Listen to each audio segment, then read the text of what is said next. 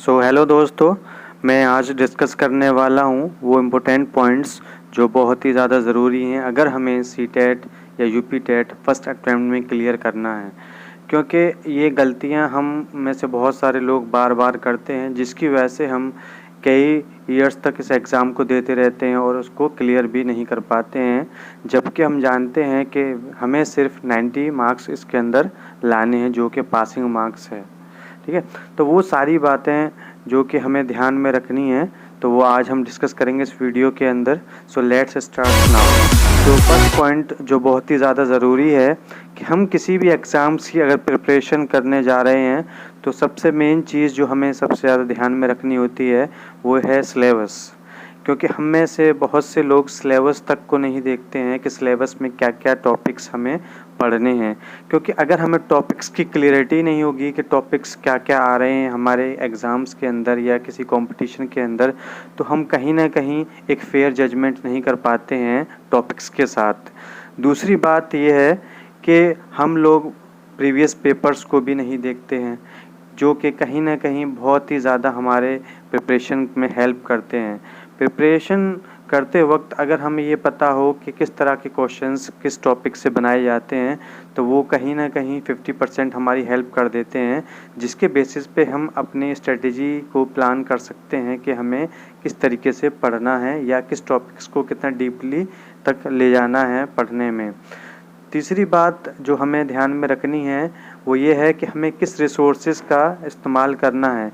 जैसा कि हम सभी जानते हैं कि सीटेट या यूपी टेट एग्ज़ाम्स बीएड या बीटीसी वाले लोग ही दे सकते हैं।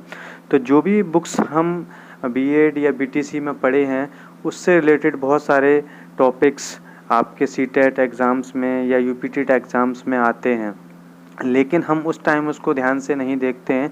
तो अगर हम उन टॉपिक्स को थोड़ा सा भी अगर रिवाइज़ कर लें, तो वो कहीं ना कहीं हेल्प कर सकता है। लेकिन ज़्यादातर स्टूडेंट्स मैं देखता हूँ कि वो गाइड ख़रीद लेते हैं, जो कि वो पूरी तरीके से उसको भी नहीं पढ़ पाते हैं। वो लास्ट टाइम में ये 1 मंथ बचा है, उस टाइम में उसको पढ़ रहे हैं। तो अब आप जानते हैं कि किसी भी प्रिपरेशन को अगर हमें करना है तो 1 मंथ में कुछ नहीं हो सकता है।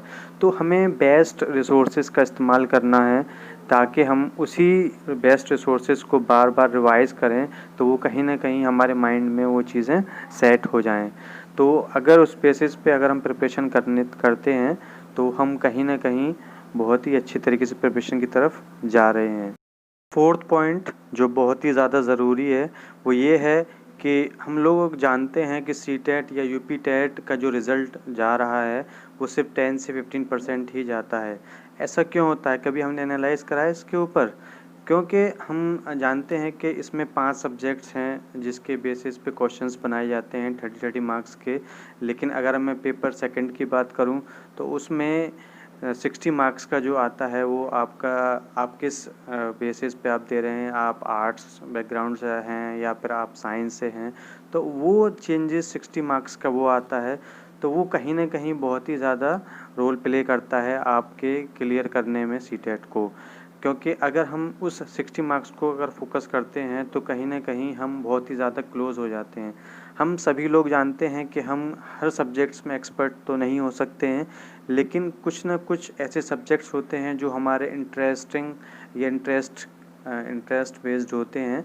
तो हम उनमें से 5 सब्जेक्ट्स में से अगर हम किन्हीं 3 सब्जेक्ट्स की तरफ फोकस करें और उनमें 90% या उससे ज़्यादा अगर स्कोर कर लेते हैं, तो हम 90 मार्क्स जो कि पासिंग मार्क्स है उसके बहुत ही ज़्यादा क्लोज हो जाते हैं।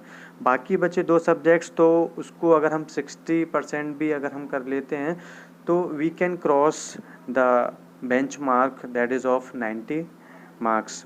So we can easily score 110 plus.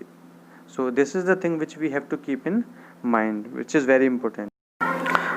जो भी चारों पॉइंट्स हमने डिस्कस करे हैं, तो वो एक ही पिलर पर डिपेंड करते हैं कि आपने कितना टाइम मैनेजमेंट करा है अपनी स्टडी के लिए।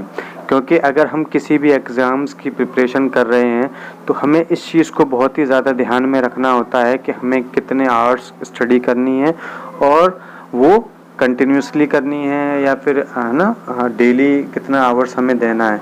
क्योंकि अगर हम किसी भी एग्ज़ाम्स को प्रिपेयर करना चाहते हैं, तो वो तभी इजीली क्रैक हो सकता है कि जब हम कंसिस्टेंसी के साथ डेली पढ़ें, तो आप अगर सीटेट या यूपी टेट एग्ज़ाम्स क्लियर करना चाहते हैं तो आपको मिनिमम 3 मंथ्स तो कंसिस्टेंसी 4 to 5 आवर्स देने होंगे, तभी आप इस एग्ज़ाम्स को बहुत ही आसानी के साथ क्लियर कर सकते हैं। तो ये जो 4 और 5 पॉइंट्स मैंने डिस्कस करे हैं, तो ये आप थोड़ा सा अगर ध्यान दें इनके ऊपर, तो आप इजीली फर्स्ट अटेम्प्ट में इस एग्ज़ाम्स को क्रैक कर सकते हैं।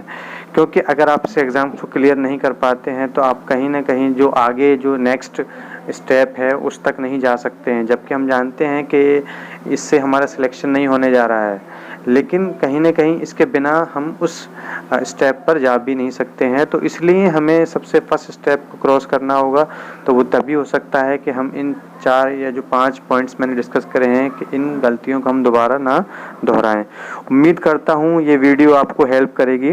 सो प्लीज़ मेरे चैनल डिजिटल पाठशाला को लाइक करें, शेयर करें एंड सब्सक्राइब करें, ताकि कोई भी नई वीडियो का नोटिफिकेशन आपको मिल सके।